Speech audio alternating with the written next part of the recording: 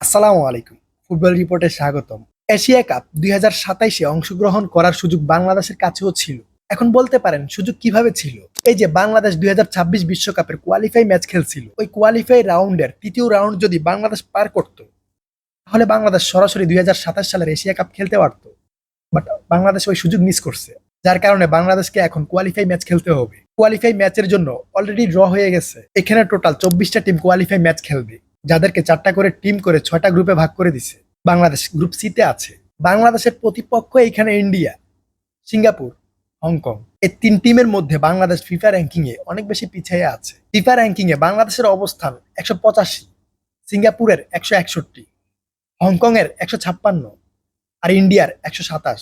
তবে ম্যাচগুলা অনেক বেশি চ্যালেঞ্জিং হবে, যদিও আমার কাছে এগুলো এতটা টাফ মনে হয় না।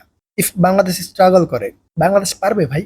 এ তো গত বছর বাংলাদেশ ইন্ডিয়াকে হারাইছে, চ্যাম্পিয়ন হয়েছে, ইন্ডিয়াকে হারাই দিছে। এখানে সিঙ্গাপুর, হংকং, এগুলো কোনো ব্যাপারই না। আমি ফিফা র্যাঙ্কিংকে সাইডে রাখি। র্যাঙ্কিং দিয়ে কিছু হয় না ভাই, পারফরমেন্সের উপর সবকিছু ডিপেন্ড করে। এই যে এই গ্রুপ, এখানে 4টা টিম।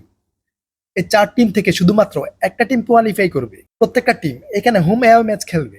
সো বাংলাদেশ টোটাল 6টা ম্যাচ খেলতে পারবে, যেটা বাংলাদেশের জন্য plus point. India, Hong Kong, Singapore এই টিমগুলা থেকে বাংলাদেশ পয়েন্ট নিয়ে আসতে পারবে। এটা পসিবল, আমি বলতেছি। তবে এর জন্য বাংলাদেশকে বেস্ট পারফরমেন্স করতে হবে, নিজেদের বেস্ট দিতে হবে, যেটা আমার মনে হয় বাংলাদেশ টিম দিতেছে না। তবে বাংলাদেশের এই টিমটাতে সবার আগে একজন নাম্বার 9 প্রয়োজন, একজন সেন্টার ফরওয়ার্ড প্রয়োজন, যেটা বাংলাদেশের এই টিমে নাই। আমাদের ভরসা করতে হইতেছে মোরসালিনের উপর বা হাতে গোনা আরো ২-১ জন প্লেয়ারের উপর।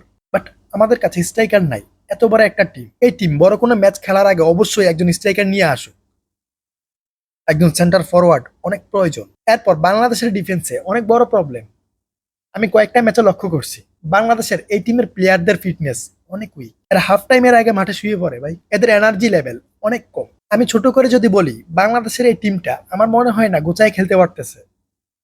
গোছানো যে ম্যাচ ওটা দিতে পারতেছে, ওইটা পারতেছে না। এরা মিডে বল ডমিনেট করতে পারে না। এদের পাসিং এ অনেক মিস্টেক, কোথায় পাস দিতেছে নিজেও জানে না। আর ফিনিশিং এ যাওয়ার পর বাংলাদেশ টিমের অবস্থা এমন হয়ে যায়, মিড থেকে অনেক স্পিডে গেল লাইক এমবাপ্পে, ডি বক্স পর্যন্ত যায় বাংলাদেশ আটকায় যায়।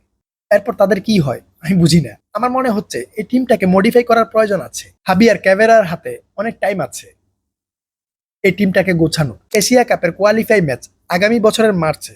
সো আমাদের কাছে হিউজ একটা টাইম আছে। ওই ম্যাচের আগে আমি ইম্পর্টেন্ট একটা ভিডিও দেওয়ার ট্রাই করবো।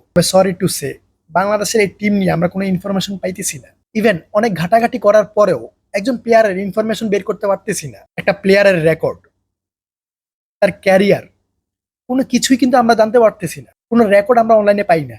এই টিমটাকে নিয়ে কথা বলতে হলে অনেক ইনফরমেশন প্রয়োজন, যেটা আমার কাছে, আমাদের কাছে পর্যাপ্ত পরিমাণে নাই। আমরা পাইতেছি না, যদিও ট্রাই করতেছি।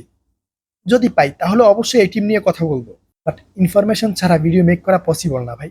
বাংলাদেশ ফুটবল ফেডারেশন নিয়ন্ত্রণ করতেছে, বাট কোন দিক থেকে করতেছে বুঝতেছি না। একজন প্লেয়ারের হিস্ট্রি পাওয়া যায় না, একজন প্লেয়ার ১ বছর কটা গোল করছে ওইটা পাওয়া যায় না। সো এটা তো আমাদের ব্যর্থতা।